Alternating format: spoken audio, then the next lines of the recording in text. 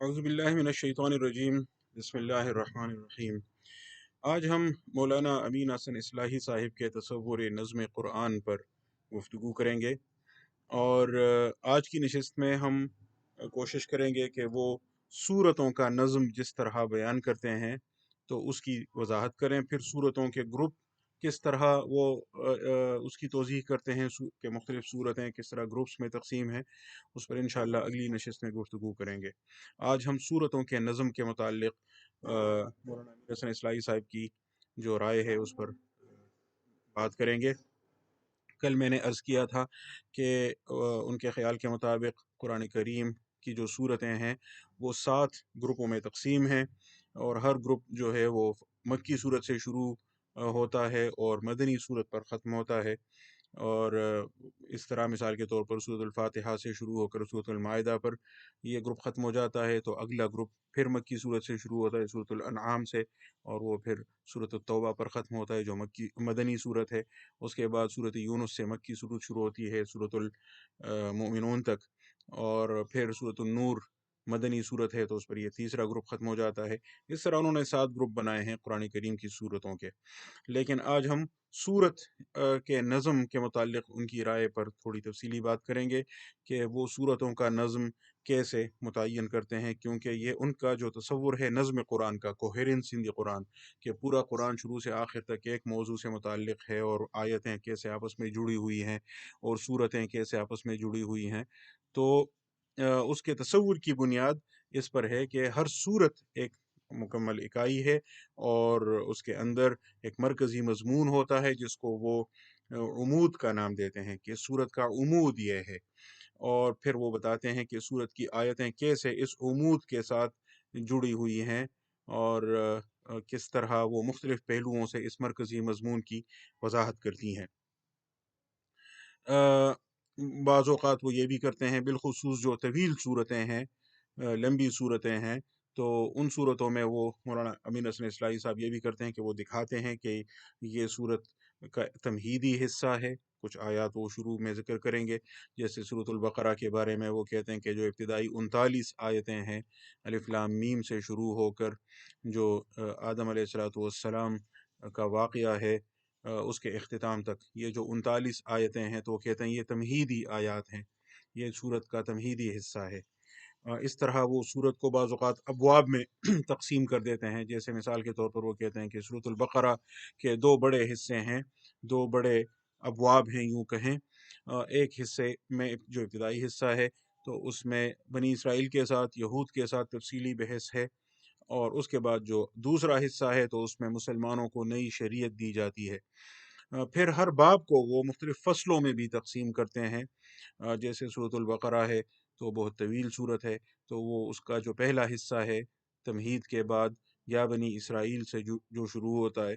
तो वो कहते हैं कि इसमें बनी इसराइल के साथ बहस है और बनी इसराइल के जो मुख्तलिफ़ उनके तसव्वुरात थे, तवहुमात थे, तो उन पर तनक़ीद भी की जाती है और उनको मुसलसल ये याद दहानी की जाती है कि अल्लाह ताला ने बनी इसराइल को जो मनसब अता किया था तो वो नस्ली तफ़व्वुक़ की बुनियाद पर नहीं था। वो इस ख़ास नस्ल के साथ कोई बात मुंसलिक नहीं थी, बल्कि इसका ताल्लुक़ ईमान और अमल सालेह के साथ था, और बार-बार उनको ये बात याद दिलाई जाती है मुख्तलिफ़ पेरायों में। तो मौलाना इस्लाही कहते हैं कि इस सूरत में जो तरजीह की आयत है, तरजीह यानी वो आयत जो सूरत में बार-बार रिपीट होती है, तो बाज़ औक़ात जो तरजीह की आयत होती है वो लफ्ज़ी तरजीह पर मबनी होती है, यानी वही अल्फ़ाज़ बार-बार रिपीट होते हैं, जिसकी बड़ी वाज़ेह मशहूर मिसाल सूरतुर रहमान में है कि बार-बार एक आयत रिपीट होती है, फ़बिअय्यि आलाइ रब्बिकुमा तुकज़्ज़िबान। इसी तरह सूरतुल क़मर में वलक़द यस्सरनल क़ुरआन लिज़्ज़िक्रि फ़हल मिन मुद्दकिर, या इसी तरह सूरतुश शुअरा में इन्न फ़ी ज़ालिका लआयह वमा कान अक्सरुहुम मुमिनीन व इन्न रब्बक लहुवल अज़ीज़ुर रहीम। और भी मिसालें कुरान मजीद में हैं। तो ये तो लफ्ज़ी तरजीह की मिसालें हुई, लेकिन कुछ मानवी तरजीह भी की मिसालें भी कुरान में मिलती हैं। मौलाना इस्लाही बताते हैं कि مفہوم وہی ہوتا ہے، الفاظ تھوڑے مختلف ہوتے ہیں، لیکن آئیڈیا وہی ہوتا ہے۔ جس سے سورۃ البقرہ میں بنی اسرائیل کے ساتھ بحث ہوتی ہے، ایک خاص موڑ تک پہنچ جاتی ہے، تو اس کے بعد ان کے سامنے یوں کہیں نتیجہ بحث ان کے سامنے رکھ دیا جاتا ہے ان الفاظ میں کہ ان الذین آمنوا والذین ہادوا والنصارى والصابئین، یہ جو مختلف گروہوں میں انسان بٹے ہوئے ہیں، ان سب کو قرآن کریم کی جانب سے یہ اعلان ان تک پہنچایا جاتا ہے کہ من آمن باللہ والیوم الآخر وعمل صالحا فلہم اجرہم عند ربہم ولا خوف علیہم ولا هم یحزنون، کہ اصل جو دار و مدار ہے نجات کا وہ ایمان اور عمل صالح پر ہے۔ اس آیت سے بعض لوگوں نے وحدت ادیان کے لیے بھی استدلال کیا ہے، بعض لوگوں نے اہل کتاب کے لیے ایمان بالرسالت کے ضروری نہ ہونے کی بات بھی کی ہے۔ یہ ساری غلط فہمیاں ہیں، مولانا اصلاحی نے خود اس پر کافی تفصیلی وضاحت کی ہے، اس بات کی غلطی ثابت کی ہے، لیکن وہ بحث ہم کسی اور وقت کے لیے چھوڑ دیتے ہیں۔ فی الحال تو ہم ان کا جو تصور نظم ہے اس کی وضاحت کر رہے ہیں۔ تو وہ کہتے ہیں کہ یہاں تک یوں کہیں کہ اس باب کی جو پہلی فصل ہے وہ پوری ہو جاتی ہے، اس کے اختتام پر ان کو بتا دیا جاتا ہے بنی اسرائیل کو کہ اصل چیز ایمان اور عمل صالح ہے۔ اس کے بعد پھر بحث شروع ہوتی ہے، وَإِذْ أَخَذْنَا مِيثَاقَكُمْ، اور اس کے بعد جب بحث پھر ایک دفعہ کلائمیکس تک پہنچ جاتی ہے، تو اس کے بعد وہاں آخر میں یہ بات آتی ہے کہ ان لوگوں کا تو خیال ہے کہ جہنم کی آگ ان کو نہیں چھوئے گی مگر گنتی کے چند دن، لیکن ایسا نہیں ہے۔ اللہ تعالیٰ کے نزدیک جو نجات ہے وہ ایمان اور عمل صالح ہے۔ بلا من کسب سیئۃ وأحاطت به خطیئته فأولئک اصحاب النار هم فیها خالدون، جس نے برائی کمائی اور اس کی برائی نے اس کا احاطہ کیا تو یہ لوگ تو جہنم میں جائیں گے، وہاں ہمیشہ رہیں گے۔ والذین آمنوا وعملوا الصالحات اولئک اصحاب الجنہ هم فیها خالدون، اور جن نے ایمان اور عمل صالح کی راہ اختیار کی تو یہ جنت والے ہیں اور وہاں یہ ہمیشہ رہیں گے۔ تو اس طرح دوسری فصل کے اختتام پر پھر ان کو یہ بتا دیا گیا کہ اصل چیز ایمان اور عمل صالح ہے۔ اسی طرح آگے بھی ترجیح کی آیات آپ کو نظر آتی ہیں، مثال کے طور پر فرمایا ہے کہ وقالوا كونوا هودا او نصارى تهتدوا، کہتے ہیں یا یہودی بن جاؤ یا نصارہ میں شامل ہو جاؤ، مسیحیوں میں، تو تم سیدھی راہ پر آ جاؤ گے، تم راہ پالو گے۔ ایسا نہیں ہے، یہ تو ان کہ یوں کہیں کہ تصورات ہیں جو انہوں نے خود گھڑے ہوئے ہیں، بلکہ اصل چیز یہ ہے بلا من اسلم وجہہ للہ وہو محسن، کہ جس نے اپنا سر اللہ کے آگے جھکا دیا اور وہ نیکوکار ہے، تو اللہ تعالیٰ ان کو یہ نجات کی بشارت دیتا ہے اور جنتیں ان کے لیے ہیں۔ تو اس طرح مختلف پیرایوں میں بار بار یہ بات آتی ہے۔ اس کو مولانا اصلاحی ترجیح کی آیت کہتے ہیں، اور اس کو وہ صورت کا نظم بیان کرنے میں یعنی اس سے مدد لیتے ہیں اور کہتے ہیں کہ یہ سرا پکڑنے میں آپ کی مدد کرتے ہیں۔ اسی طرح بعض اوقات جو لمبی صورتیں ہیں خصوصاً اس کے اختتام پر مولانا اصلاحی بتاتے ہیں کہ اب یہاں سے خاتمہ صورت کی آیتیں شروع ہوتی ہیں، جیسے سورۃ البقرہ کے آخر میں للہ ما فی السماوات و ما فی الارض وان تبدوا ما فی انفسکم او تخفوه یحاسبکم به اللہ فیغفر لمن یشاء ویعذب من یشاء واللہ علی کل شیء قدیر آمن الرسول۔ تو یہ اور اس کے بعد دعا، یہ جو آخری آیات ہیں ان کو مولانا اصلاحی خاتمہ سورت کی آیات کہتے ہیں۔ خاتمہ سورت کی آیات کے لیے مولانا اصلاحی بعض اوقات اس سے بھی استدلال کرتے ہیں کہ یہاں سے دیکھیں سورت کا یہاں تک جو قافیہ تھا، جو الفاظ جن پر سورت کی آیات کا اختتام ہوتا تھا وہ اور طرح سے تھا، اب یہاں سے اچانک اس میں تبدیلی آ گئی اور یہاں سے گویا اب ایک نیا پہلو شروع ہوا اور وہ سورت کے اختتام تک ہے، تو اس کو وہ خاتمہ سورت کا نام دے دیتے ہیں۔ جیسے مثال کے طور پر ایک بڑی خوبصورت مثال سورت فاطر میں ہے، جہاں آیات کا اختتام اس طرح کے الفاظ پر ہوتا ہے، بصیر، کبیر، حریر، کفور، صدور، لیکن پھر آخر میں یہ تبدیل ہو جاتے ہیں، یہاں سے بالکل یعنی وہ جو انداز ہے وہ تبدیل ہو جاتا ہے، ولا یزید الکافرین کفرہم الا خسارا۔ اب وہ خسارہ، اس کے بعد غرورا، غفورا، نفورا، تحویلا، قدیرا، بصیرا۔ تو یہ مولانا اصلاحی کہتے ہیں یہ اس طرح کی چیزیں ہوتی ہیں جو آپ کو آپ کی توجہ کھینچتی ہیں، جب آپ ان پر غور کرتے ہیں تو آپ سمجھ میں آپ کے آ جاتا ہے کہ یہاں اب بحث مڑ گئی ہے اور یہاں سے خاتمہ شروع ہو جاتا ہے۔ اچھا، یہ بحث کا واپس مڑ جانا، عود علی البدا جس کو مولانا اصلاحی کہتے ہیں، یعنی واپس اس بات کی طرف جس سے بات شروع ہوئی تھی، جس موضوع سے بات شروع ہوئی تھی سورت کے اختتام میں بعض اوقات اسی کی طرف واپس بحث لوٹ جاتی ہے، تو اس کو عود علی البدا کا نام وہ دیتے ہیں۔ اس کی کئی مثالیں وہ ذکر کرتے ہیں، مثال کے طور پر سورت الصافات میں شروع میں آتا ہے فاستفتہم، ان سے پوچھ لیجئے، اہم اشد خلقا ام من خلقنا، یہ سوال ان سے پوچھ لیجئے کہ ان کا پیدا کرنا مشکل ہے یا ان کے علاوہ ہم نے جو بہت کچھ اور پیدا کیا ہے۔ پھر سورت کافی طویل سورت ہے، اس میں بہت ساری باتیں آتی ہیں، بہت سارے انبیاء کے واقعات بھی آتے ہیں، جنت اور دوزخ کا ذکر بھی آتا ہے، اہل جنت اور اہل دوزخ کا ذکر بھی آتا ہے، لیکن آخر میں پھر بات آتی ہے فاستفتہم الربک البنات ولہم البنون، ان سے پوچھ لیجئے کہ کیا تیرے رب کے لیے بیٹیاں ہوں گی جیسے ان کا دعویٰ ہے، اور یہ خود اپنے لیے بیٹے چاہیں گے، وہ جو مشرکین کا عقیدہ تھا۔ تو وہاں فاستفتہم اور یہاں فاستفتہم، مولانا اصلاحی کہتے ہیں وہاں سے بحث شروع ہوئی تھی، کلائمیکس تک پہنچ گئی، انتہا تک پہنچ کر اب بحث واپس مڑ رہی ہے، تو پھر اس سوال کی طرف آ جاتے ہیں۔ اسی طرح سورۃ الزمر میں مثال کے طور پر شروع کے حصے میں آتا ہے وَإِذَا مَسَّ الْإِنسَانَ ضُرٌّ، جب انسان کو کوئی تکلیف پہنچتی ہے یہ اپنے رب کو پکارتا ہے، پھر جب وہ تکلیف اللہ اس سے دور کر دیتا ہے، یہ اللہ کے ساتھ شرک شروع کر دیتا ہے اور خدا گھڑ کر اللہ کے ساتھ شریک بنا لیتا ہے۔ بحث آگے بڑھتی ہے، توحید کی مزید وضاحت ہوتی ہے کافی تفصیل سے، سورت کے آخر میں پھر بات یہ آ جاتی ہے فَإِذَا مَسَّ الْإِنسَانَ ضُرٌّ، بس جب انسان کو کوئی تکلیف پہنچتی ہے تو یہ ہمیں پکارتا ہے، پھر جب ہم وہ تکلیف اس سے دور کرتے ہیں، کہتے ہیں یہ تو میرے پاس ایک خاص علم تھا، یہ تو میری صلاحیتوں کا نتیجہ ہے، میں نے یہ کیا ہے، میں یوں ہوں، میں یوں ہوں، تو گویا خود پرستی میں مبتلا ہو جاتا ہے۔ اس طرح وہ بحث اس کے ساتھ واپس جڑ جاتی ہے۔ عود علی البدع کی مثال یہ جو آخری صورتیں ہیں آخری دو پاروں میں، اس میں بہت خوبصورت مثالیں ملتی ہیں۔ ویسے تو صورت یاسین میں بھی اس کی مثال ملتی ہے کہ ابتدا میں قرآن حکیم، حکمت والے قرآن کی شہادت پیش کی جاتی ہے، اس کی گواہی پیش کی جاتی ہے، انک لمن المرسلین والقرآن الحکیم، یہ حکمت والا قرآن اس بات پر گواہ ہے کہ یقیناً آپ اللہ کے رسولوں میں سے ہیں۔ صورت میں بحث بڑھتی ہے، آگے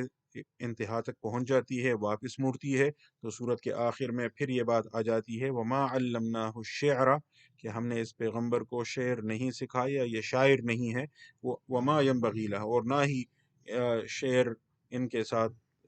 یعنی ان کے مرتبے کے ساتھ اس کی کوئی مناسبت بنتی ہے۔ ان هو الا ذکر للعالمین، یہ قرآن تو اصل میں یاد دہانی ہے سب لوگوں کے لیے۔ تو شروع میں قرآن کا ذکر، پیغمبر کی رسالت کا ذکر، آخر میں پھر کہ یہ شاعر نہیں ہے اور یہ جو قرآن ہے یہ اللہ کی جانب سے یاد دہانی ہے تم لوگوں کے لیے۔ آخری جو دو پارے ہیں ان میں کئی مثالیں ملتی ہیں، مثال کے طور پر سورۃ القلم میں ابتدا میں کہا کہ یہ لوگ آپ کو مجنون سمجھتے ہیں، اللہ تعالیٰ کی نعمت ہے آپ پر، آپ مجنون نہیں ہیں،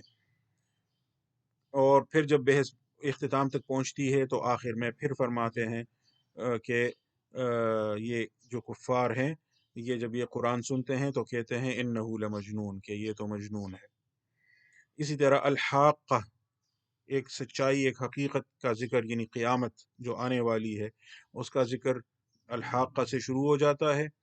اور پھر تفصیل ہوتی ہے، پھر آخر میں پھر کہتے ہیں انہو لحق الیقین، یقیناً یہ بات جو ہے یہ ایک سچائی ہے، ایک حقیقت ہے۔ تو اس طرح کی جو علامات ہوتی ہیں ان کی مدد سے مولانا اصلاحی صورت کے شروع کو آخر کے ساتھ جوڑ دیتے ہیں، جو صورت کے درمیان ابواب ہیں ان کی تقسیم کرتے ہیں، جو فصلیں ہیں ان کی تقسیم کرتے ہیں۔ ایک اور اہم جو ان کی کنٹریبیوشن ہے اور جس سے وہ کافی مدد لیتے ہیں، بالخصوص جو مدنی صورتیں ہیں، جو طویل صورتیں ہیں، ان کے نظم کے تعین میں وہ تبیین والی آیات ہیں۔ تبیین سے مراد توضیح، ایکسپلینیشن کی جو آیات ہیں۔ مولانا اصلاحی یہ فرماتے ہیں کہ جو لمبی صورتیں ہیں ان میں بعض اوقات یہ ہوتا ہے کہ شروع میں کچھ احکام ذکر ہوئے ہوتے ہیں، بعد میں ان احکام کے متعلق کچھ سوالات پیدا ہوتے ہیں، کچھ مزید وضاحت طلب کی جاتی ہے۔ اللہ تعالیٰ نے چونکہ اپنے ذمے یہ لیا ہے کہ اس قرآن کا واضح کرنا اللہ ہی کا کام ہے، اللہ اس کو واضح کرے گا۔ ثم ان علینا بیانہ، کہ اس کا بیان، اس کی توضیح یہ اللہ کا کام ہے۔ اسی طرح پیغمبر کے ذریعے بھی تو تبیین ہوتی ہے، جیسے لتبین للناس ما نزل الیہم والی آیت میں ہے، اس پر بھی الگ سے ہم انشاءاللہ بات کریں گے۔ لیکن یہاں جو قرآن کے اندر تبیین کی آیات ہیں، مولانا اصلاحی اس سے کس طرح استدلال کرتے ہیں، وہ کہتے ہیں کہ یہ اس طرح گویا وہ جو احکام ابتدا میں ذکر کیے گئے ہیں یہ اس کے ساتھ توضیحی احکام ہو جاتے ہیں، تو ان کا آپس میں تعلق، وہ ایک احکام کے پہلو سے بہت دلچسپ، اس میں بعض سوالات بھی پیدا ہوتے ہیں اور بعض نئے نکات بھی سامنے آتے ہیں، اور سورت کا نظم واضح کرنے میں بھی اس سے مدد ملتی ہے۔ مثال کے طور پر سورۃ البقرہ میں روزے کے احکام جہاں ذکر ہیں، یا ایھا الذین آمنوا کتب علیکم الصیام، اس کے بعد کچھ وقفے کے بعد جو آیت نازل ہوئی شہر رمضان الذی انزل فیہ القرآن، اس کے بعد توضیح کا مرحلہ آتا ہے، تو اس میں پہلے اس بات کا ذکر ہوتا ہے کہ اللہ تعالیٰ کے بندوں کو بتائیے کہ اللہ ان کے قریب ہے، اور آپ اللہ سے سوال کرتے ہیں تو اللہ جواب دیتے ہیں۔ یہ اس کا تعلق دعا کے ساتھ بھی ہے، اور اس کا تعلق مولانا اصلاحی فرماتے ہیں کہ جو توضیحی سوالات، تو وضاحت طلب سوالات ہیں، تو ان کی وضاحت کے لیے جو جواب اللہ نے دیا ہے اس کے ساتھ بھی ہے۔ تو یہیں روزوں کے متعلق ایک سوال کا جواب آ جاتا ہے، اور کہ روزے کی رات میں جو تعلق ہے اپنی اہلیہ کے ساتھ، بیوی کے ساتھ، تو اس کی اجازت ہے، اور اسی طرح فجر تک کھانے پینے کی اجازت ہے،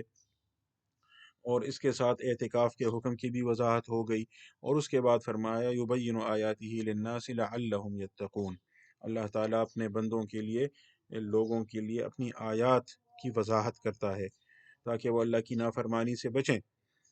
اس کے بعد انفاق اور جہاد سے متعلق احکام ہیں، پھر ان کی توضیح مزید آتی ہے، مولانا اصلاحی کہتے ہیں، تو وہاں آخر میں آتا ہے کذالک یبین اللہ لکم الآیات لعلکم تتفکرون۔ اسی طرح مزید آتا ہے یبین آیاتی للناس لعلہم یتذکرون۔ اسی طرح پھر طلاق کے احکام ہیں، اور پھر اس کے بعد وہ حافظوا علی الصلوات، نمازوں کی حفاظت کا حکم آتا ہے، اور صلاۃ خوف کا ذکر آتا ہے، اس کے بعد پھر طلاق کی آیات آتی ہیں۔ تو مولانا اصلاحی کہتے ہیں کہ یہ آیات بعد میں آئی ہیں، اور یہ توضیح مزید کے لیے آئی ہیں، اور اسی لیے ان آیات میں آخر میں فرمایا ہے کذالک یبین اللہ لکم آیاتہ لعلکم تعقلون۔ یہ نقطہ جو ہے کہ یہ جو توضیح والی آیات ہیں یہ بعد میں نازل ہوئی ہیں، یہ بہت اہم ہے، کیونکہ اس سے پہلے جو طلاق والی آیات ہیں اور بیوہ کی عدت والی آیت بھی اس میں آتی ہے، تو اس میں ذکر ہے کہ والذین یتوفون منکم ویذرون ازواجا یتربصن بانفسہن اربعۃ اشہر وعشرہ، یہاں بیوہ عورت کے لیے جو عدت ہے تو وہ 4 مہینے 10 دن کا ذکر کیا گیا۔ اس کے بعد وہ یہ جو طلاق والی مزید آیات ہیں، اور پھر وہ نماز والی آیت ہے، اس کے بعد پھر طلاق والی آیت ہے، تو اس میں پھر عدت کا ذکر آتا ہے، بیوہ کی عدت، اس میں پھر بیوہ کے متعلق آیت آتی ہے جس کو بعض مفسرین نے بیوہ کی عدت سے متعلق قرار دیا ہے، وہاں ہے والذین یتوفون منکم ویذرون ازواجا وصیۃ لازواجہم متاعا الی الحول، تو یہاں 1 سال کا ذکر ہے۔ تو بعض مفسرین نے یہ رائے قائم کی ہے کہ ابتدا میں بیوہ کی عدت 1 سال تھی، بعد میں 4 مہینے 10 دن کر دی گئی۔ اس پر ایک سوال یہ بھی پیدا ہوتا ہے کہ ایک ہی صورت کے اندر اگر ناسخ اور منسوخ آیتیں موجود ہیں، تو عموماً یہ ہوا ہے کہ منسوخ آیت پہلے ہے، بعد میں آنے والی آیت ناسخ ہے، تو اگر یہ آیت جو 1 سال والی ہے، اگر یہ منسوخ ہو چکی ہے تو اس کو تو پہلے رکھا جانا چاہیے تھا۔ اس کے علاوہ یہ کہ اس میں تو عدت کا، یعنی خود کو نکاح سے روکے رکھنے کا تو ذکر ہی نہیں ہے۔ مولانا اصلاحی یہ کہتے ہیں کہ نہیں، یہ اس میں بیوہ کی عدت کا ذکر نہیں ہے، بلکہ اس کے لیے 1 سال کے نفقے کا ذکر ہے، اس کے لیے وصیت کا حکم ہے کہ شوہر اپنی عورتوں کے لیے وصیت کیا کریں 1 سال کے خرچے کی۔ یہ جو وصیت کا حکم تھا، تو مولانا اصلاحی اس کے قائل ہیں کہ وہ بعد میں جو وراثت کی آیات آئیں، اور ان میں میت کی بیوہ کے لیے بھی حصہ مقرر کیا گیا، اگر اولاد نہ ہو تو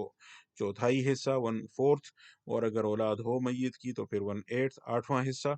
تو مولانا اسلائی کہتے ہیں اس سے یہ جو وصیت کا حکم ہے یہ پھر منسوخ ہو گیا بعد میں،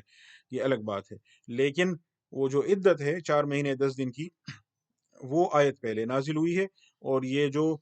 1 سال کا ذکر ہے یہ بعد میں نازل ہوئی، یہ توضیح مزید کے لیے ہے۔ یہ بات اہم ہے کہ توضیح میں اور نسخ میں کیسے فرق کیا جاتا ہے، اس پر ہم جب نسخ کے تصور پر بات کریں گے تو وہاں اس ایشو کی طرف پھر آئیں گے۔ لیکن تبیین کی آیات آپ کو سورۃ النساء میں بھی ملتی ہیں، مولانا اصلاحی بتاتے ہیں سورت کے شروع میں عورتوں، یتیموں اور اسی طرح وراثت کے متعلق احکام ہیں، درمیان میں بھی کچھ احکام ملتے ہیں جو یہاں سے شروع ہوتے ہیں، یستفتونک فی النساء۔ ویسے اور مولانا اسلائی کہتے ہیں یہ حصہ بعد میں نازل ہوا ہے، لیکن یہ جو آیات ہیں یستفتونک فی النساء، اور کہتے ہیں کہ اس میں جو شروع میں خواتین کے متعلق احکام ذکر کیے گئے ہیں تو ان کی مزید توضیح ہے، لیکن یہاں یبین اللہ کے الفاظ نہیں ہیں۔ البتہ سورت کے آخر میں جو 176 نمبر آیت ہے، بالکل آخری آیت، تو اس میں کلالہ یعنی وہ میت جس کے نہ اوپر کوئی ہو، نہ نیچے کوئی ہو، نہ باپ دادا ہو، نہ بیٹا پوتا وغیرہ، تو اس کی وراثت کے متعلق مزید احکام ہے۔ مولانا اصلاحی کہتے ہیں یہ بھی توضیح مزید ہے انہی وراثت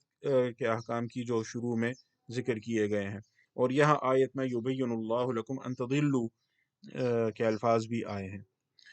ویسے سورۃ النساء کے اندر وراثت سے متعلق بعض اور بھی احکام ملتے ہیں، جیسے وَلِكُلٍّ جَعَلْنَا مَوَالِيَ مِمَّا تَرَكَ الْوَالِدَانِ وَالْأَقْرَبُونَ وَالَّذِينَ عَقَدَتْ أَيْمَانُكُمْ فَآتُوهُمْ نَصِيبَهُمْ۔